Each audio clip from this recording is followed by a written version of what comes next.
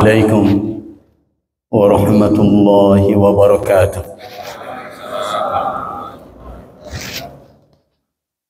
الحمد لله الذي استخلفنا في هذه الأرض الطيبة وجعلنا من المسلمين.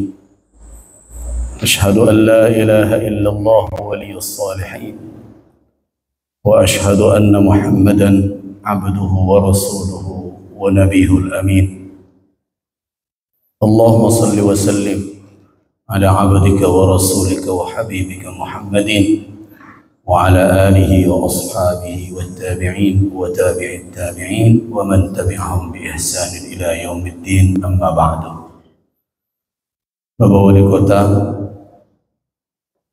Kota Bukit Tinggi yang kita doakan senantiasa agar diberikan oleh Allah Subhanahu wa Ta'ala kekuatan untuk menjalankan amanah dan beban yang berat dan diringankan hendaknya oleh Allah Subhanahu wa Ta'ala. Amin ya rabbal alamin. Bapak Wakil Wali Kota, semoga kedua beliau ini senantiasa di dalam taufik dan inayah Allah. Amin ya rabbal alamin. Bapak Kiai Nur Ahmad, Ketua Basnas RI, dengan Bapak Ketua Basnas yang hadir, sudah lama tidak bertemu. Alhamdulillah, selamat datang di Kota Bukit Tinggi, kota perjuangan, kota Bung Hatta. Dan inilah kota yang dahulu menjadi saksi sejarah penyelamatan bangsa Indonesia dengan PDRI yang kemudian dibombardir oleh Belanda sehingga harus meninggalkan kota ini, bergerilya dari hutan ke hutan belantara di Sumatera Barat ini. Selamat datang Nur Ahmad.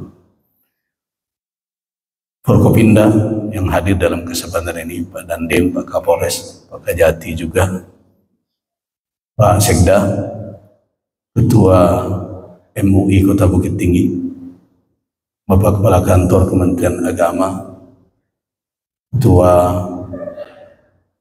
Muhammadiyah PDM, dan tentu yang kita hormati dan kita doakan supaya menjalankan tugas dengan amanah Ketua Basnas Kota Bukit Tinggi yang baru. Alhamdulillah, suatu proses yang sebenarnya kami dari Majelis Ulama menunggu betul ini, Pak Nur Ahmad, hadirnya kepengurusan Badan Amil Zakat Kota Bukit Tinggi yang akan membawa syariat zakat ini kepada peran dan fungsi utama sebagaimana dia disyariatkan oleh Allah Subhanahu wa Ta'ala. Suatu perjalanan yang tidak mungkin dilupakan ketika Majelis Ulama Indonesia Provinsi Sumatera Barat melakukan rapat koordinasi dan mudzakarah terkait dengan jalannya pelaksanaan zakat di Sumatera Barat. Bermunculan catatan-catatan yang perlu untuk diingatkan oleh ulama sebagai tugas keulamaan. Walaupun secara institusi atau kelembagaan MUI senantiasa berkoordinasi baik tingkat Sumatera Barat maupun di tingkat kota dengan Basnas di tingkat provinsi juga, agar apa yang dicanangkan oleh Basnas RI, aman regulasi, aman syar'i, dan aman juga NKRI, itu betul-betul diimplementasikan secara konsisten. Tapi menjadi catatan bagi kami ketika di dalam berbagai koordinasi pelaksanaan zakat itu harus diungkapkan setelah sekian lama berbisik. Ada yang keluar dari ketentuan-ketentuan baik secara regulasi maupun secara syar'inya. Ulama berharap zakat menjadi kekuatan besar di tengah umat. Tidak hanya sebatas angka-angka yang kita kumpulkan. Ada satu pengalaman berharga ketika saya hadir di suatu negara bertemu dengan penyelenggara zakat. Saya tidak disodorkan angka-angka kolektivitas dari tahun ke tahun. Tahun ini sekian, tahun depan naik sekian persen, tahun berikutnya naik sekian persen. Tetapi yang mereka suguhkan adalah, Buya, ini kerja kami tahun yang lalu. Jumlah orang miskin di wilayah yang kami harus urus sekian orang. Tahun berikutnya menurun jumlah orang miskin sekian persen. Jumlah muzaki naik sekian persen. Tahun berikutnya jumlah orang miskin atau mustahik menurun sekian persen. Dan muzaki naik sekian persen. Itulah yang saya dengar langsung dengan telinga saya ketika saya bertemu dengan para ulama dan penyelenggara zakat di negara itu. Ketika itu terpatri di hati saya. Saya yakin apabila dikelola dengan benar, apa yang kita dengar dan kita lihat itu bisa diwujudkan di negeri kita. Karena itu kepentingan ulama terkait dengan pengelolaan zakat bukan perkara award, perkara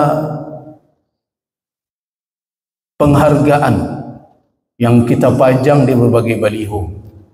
Tetapi di tengah masyarakat yang kita lihat dampak dari pengelolaan zakat itu tidak dirasakan. Kalau itu yang terjadi, kita tidak hanya membohongi diri sendiri, tapi kita berusaha membohongi Allah Subhanahu wa ta'ala, dan itu berbahaya. Keberkahan kepada negeri ini akan hilang.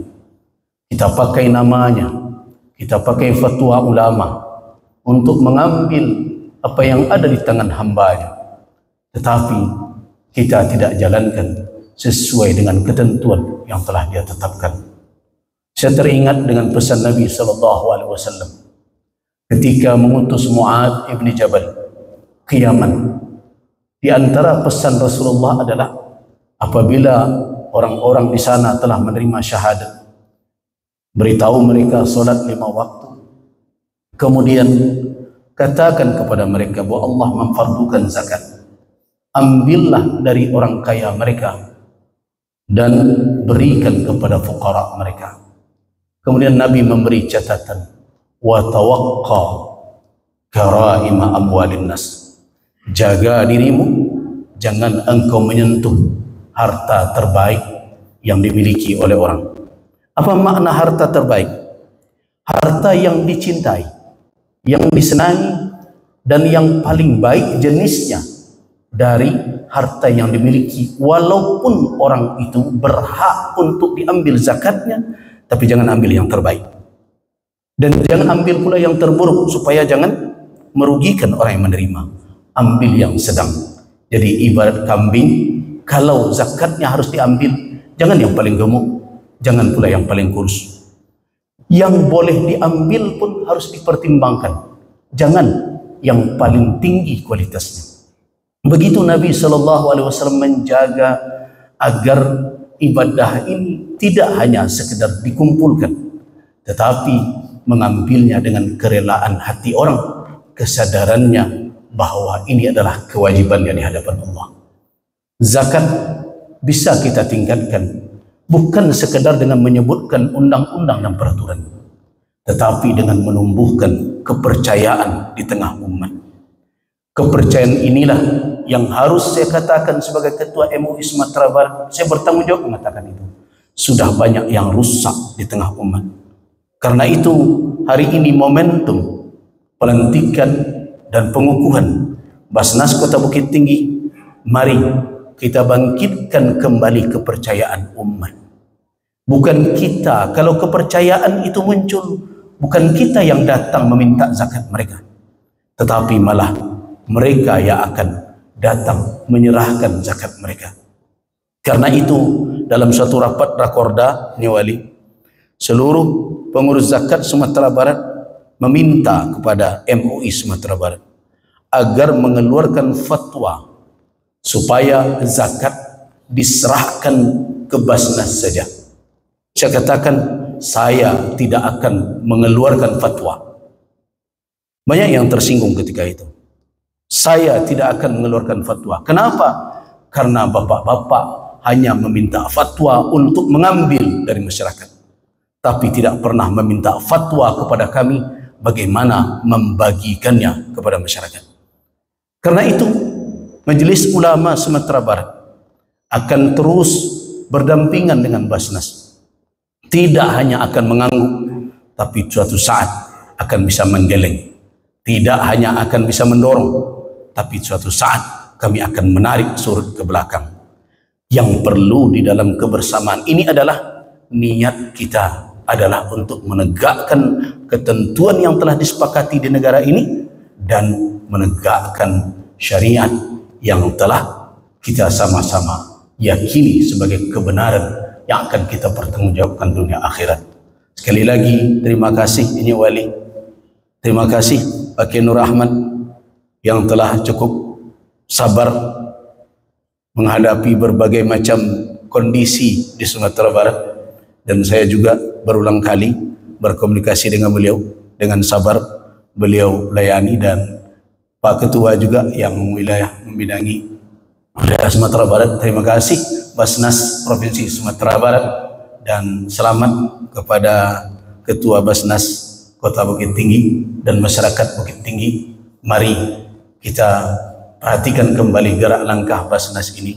Mudah-mudahan langkah dan sepak terjangnya mewujudkan harapan kita bersama. Zakat menjadi kekuatan umat. Billahi taufiq wal hidayah. Waffaqanallahu wa iyyakum lima yuhibbu wa yardah. Wassalamualaikum warahmatullahi wabarakatuh.